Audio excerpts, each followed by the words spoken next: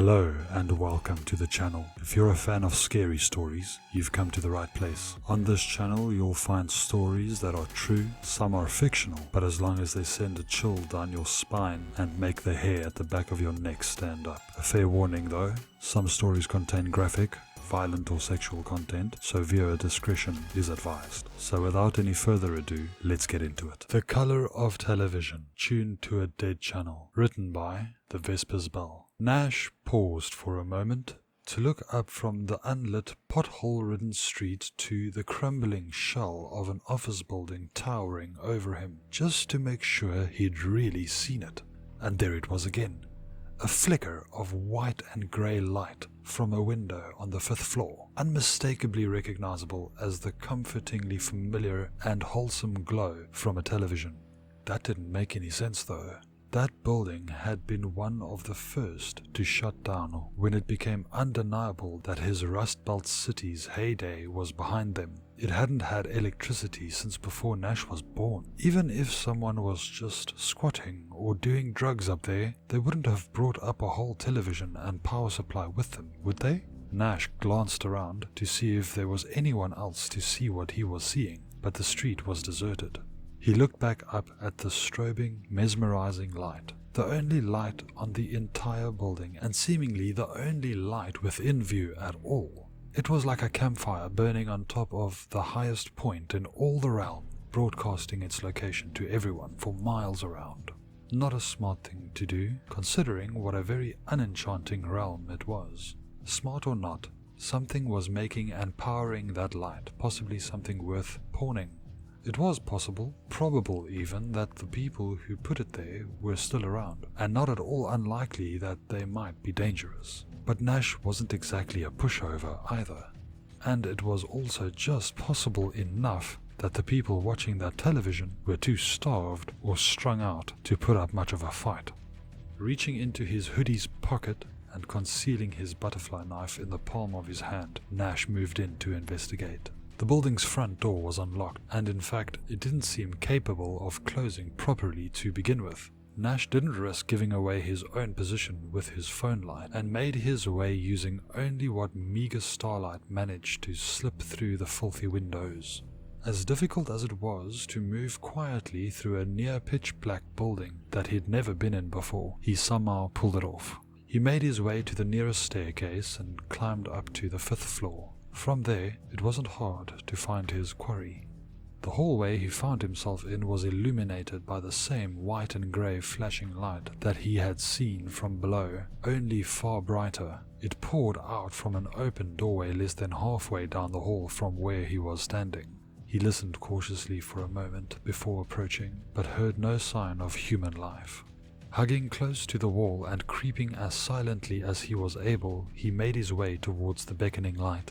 He very slowly peeked his head into the doorway and saw a room completely devoid of human occupants. It was completely devoid of anything, actually, other than the television. It was a beauty though, an old-fashioned box set that looked like it was from the 50s, though its apparent name of Inglorious Retrovision indicated it may have been a recreation. It had a dark wooden exterior with a convex screen on top, speakers on the bottom, and a pair of dial controls in the middle. It even had a pair of rabbit ears for picking up extinct analog television signals. The screen was on, displaying nothing but static snow. This was perplexing, however, since the television didn't appear to be plugged into anything. "What the hell?"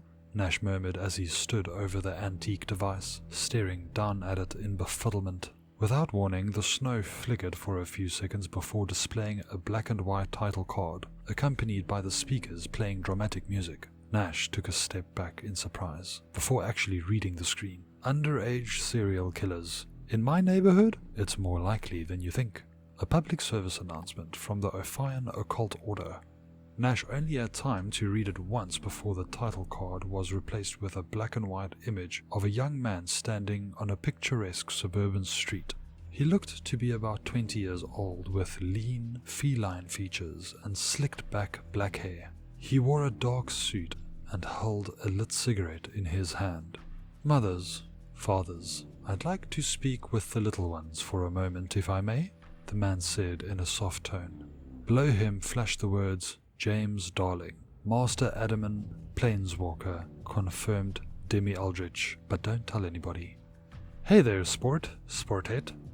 If you're anything like me when I was a boy, you probably can't wait to go out into the world and do your civic duty by depopulating it of a few undesirables. It's a fine thing to be sure, not to mention fun, but if you're young and unprepared it can also be risky, but you don't have to take my word for it. What the fuck is this?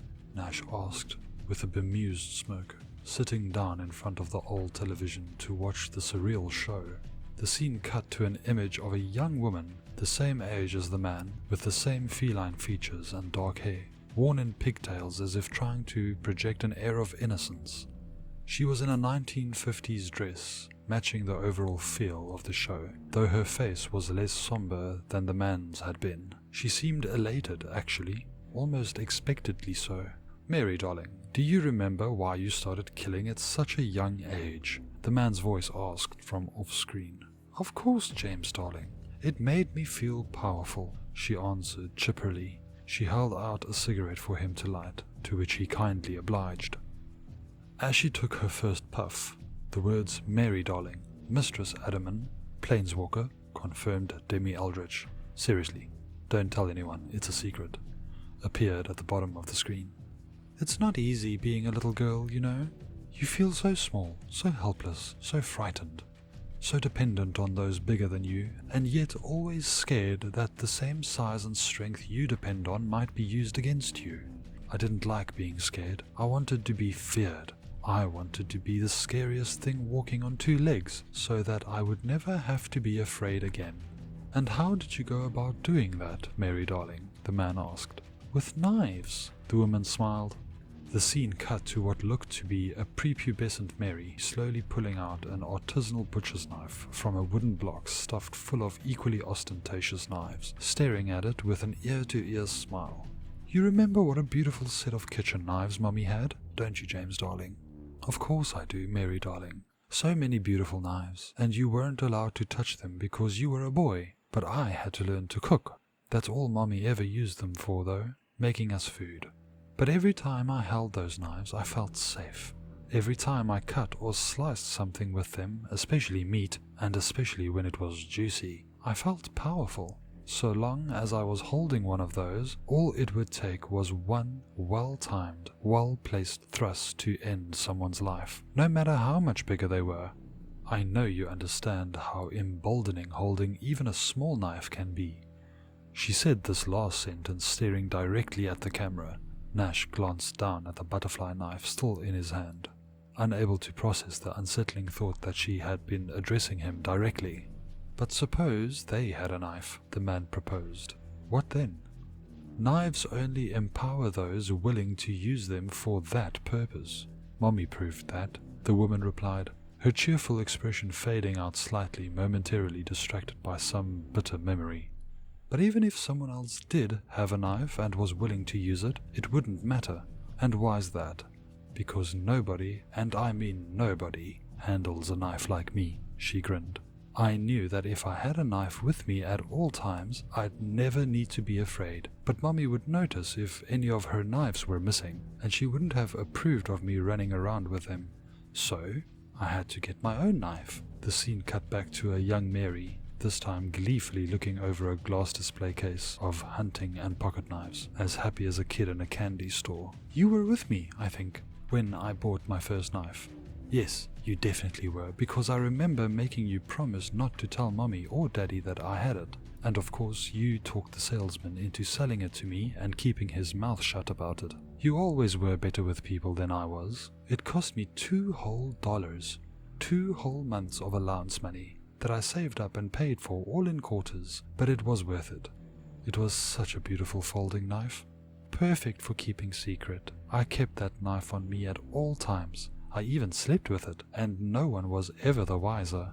And how long before you took your first life with it? The man asked. The scene cut again to young Mary, this time repeatedly stabbing another young girl in the chest. Weeping and screaming, the girl begged for mercy as she impotently tried to fight back. Blood and bits of viscera soaked her dress and splattered onto a cackling Mary whose eyes and smile beamed with psychotic, manic delight at what she was doing. "Whoa! What the fuck? What the fuck? What the fuck?" Nash shouted as he crawled backwards from the television and stumbled to his feet. "That's it. I'm out of here." He turned around, colliding to the now closed office door. "What the fuck?" he shouted again. He hadn't closed it, nor had he noticed if there had even been a door to close. He frantically turned the knob, but it was locked from the other side. He slammed the door with his shoulder once, twice, 3 times, but it wouldn't break. He spun around with the intention of picking up the television and throwing it through the door, but froze when he saw Mary staring at him from the other side of the screen with an annoyed expression. She and James had paused their interview, but the footage was undeniably still playing. "We weren't done yet," she said, her tone firm and commanding. "Sit down, ducky, and let us finish." Nash swallowed nervously, but obeyed. He didn't know exactly what was going on, but he couldn't deny that Mary was clearly addressing him directly, and that he was in no position to refuse her demands. Mary smiled as he sat down and then turned back to her twin. "You were saying, James darling, how long was it before you used that knife to make your first kill?" he asked, the same scene replaying as before, but this time Nash remaining still for its duration. "Not long. That's why I got it after all," she shrugged. "I never started with animals, you know. I started with people straight away. Seeing people writhing in agony because of me, begging me for their pathetic lives, helpless as I end them with the final thrust of my knife, it's orgasmic." She repositioned her head slightly, making sure she was looking Nash right in the eye. "And addictive. I'm a binge killer, and I've gone up to 3 months in between binges, but my binges are wild, let me tell you. I've killed thousands of people in my time, for no other reason than that I enjoyed it and they can't stop me. And I'm sure that's the part that has our audience a little confused right now," the man interjected. "How can a little girl with a knife be so unstoppable?" Mary smiled wildly and blushed, demurely averting her eyes from the camera.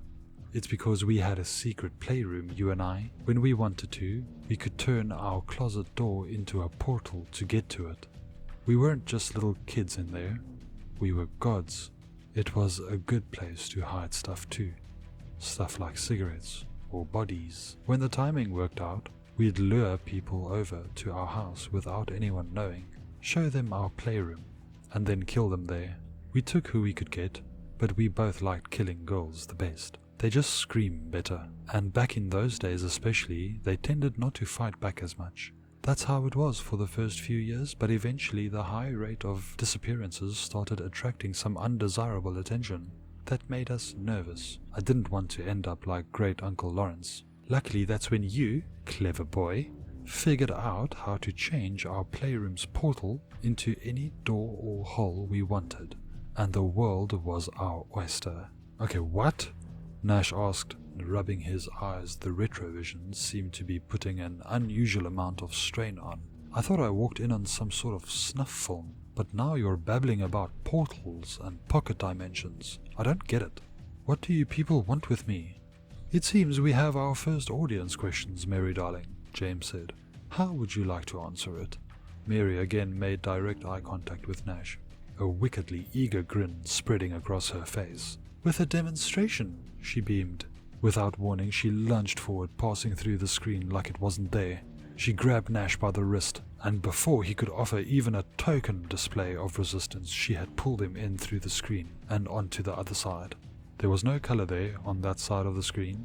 All was black and white, but Nash was so confounded by what had just happened, he scarcely noticed.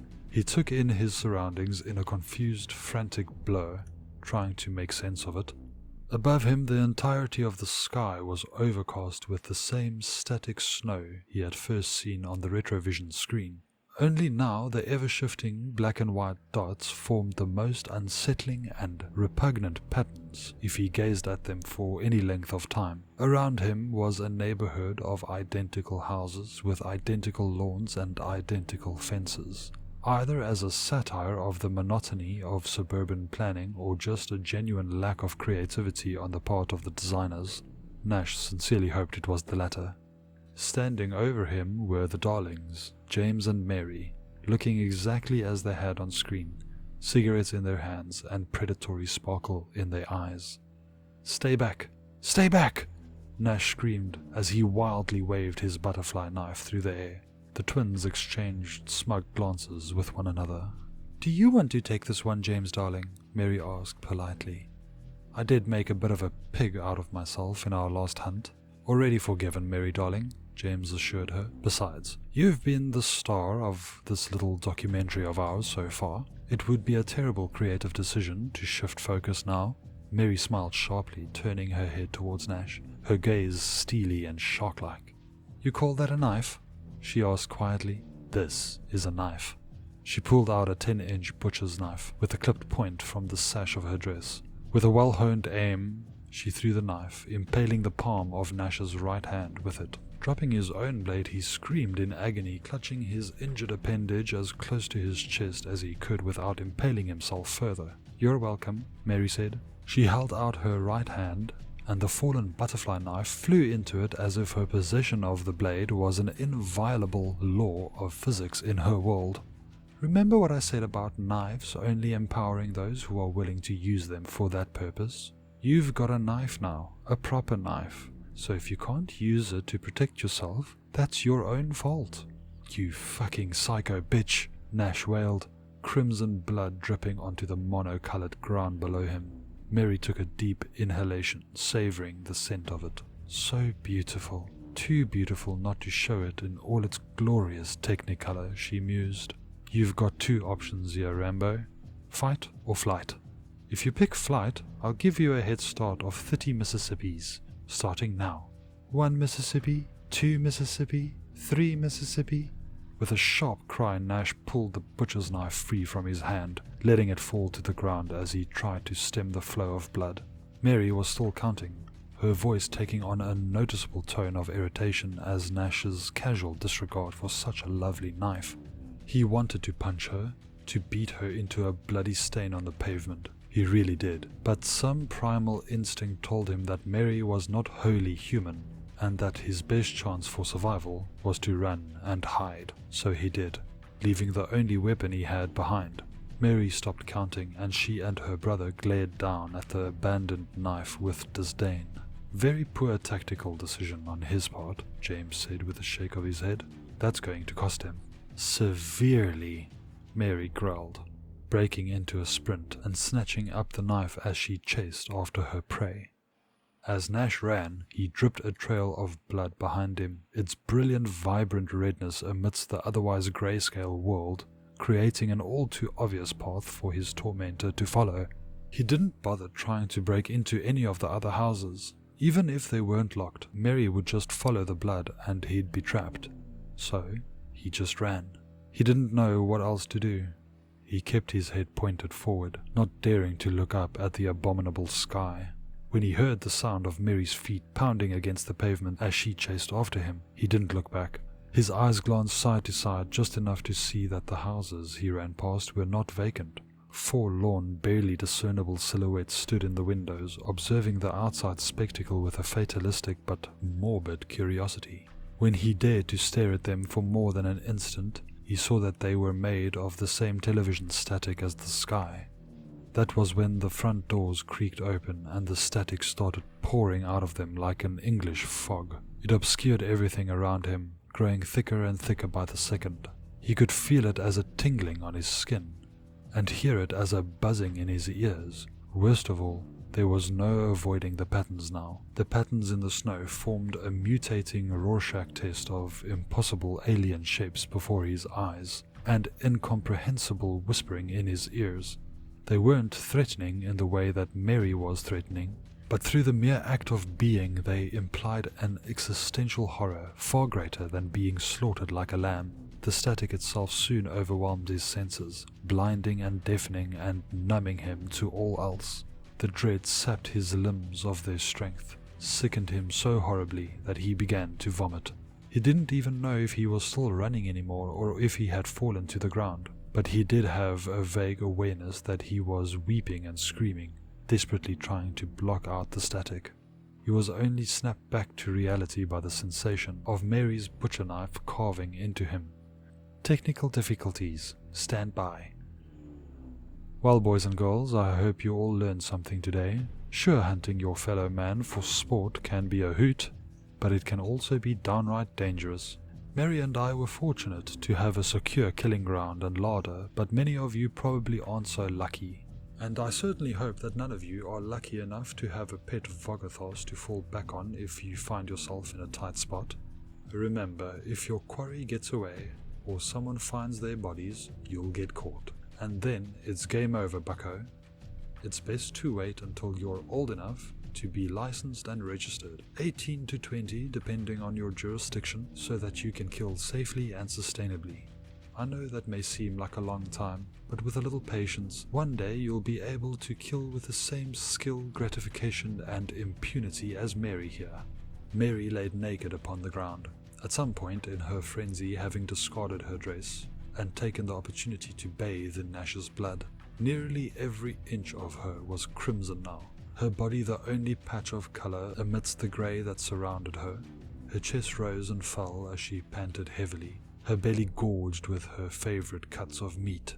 The shredded remains of Nash's body were strewn about in a haphazard manner, Mary having done to his flesh what the thing in the static, the Vogathos, had done to his mind.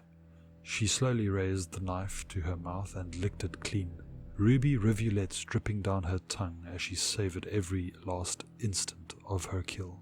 Stay sanguine, America. Good night.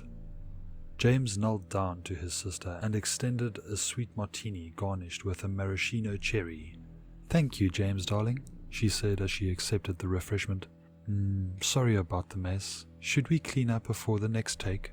Let's leave it in. An Easter egg for the more eagle-eyed viewers. Like the munchkin hanging himself in The Wizard of Oz. James smirked as he sipped the old-fashioned cocktail. Oh, looks like the Retrovision has got another bite. Is our leading lady ready for an encore?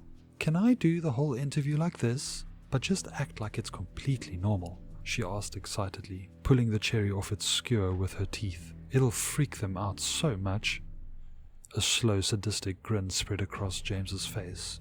His naked, blood-spattered sister on the black and white Retrovision was the most salacious idea they'd had in a while. I think a little splash of color is exactly what this production needs. Thank you for watching. If you liked the video, hit the like button, don't forget to subscribe, and hit the bell icon so that you get notified for future videos. If you don't do these things, the like button will haunt your dreams and stalk your days forever.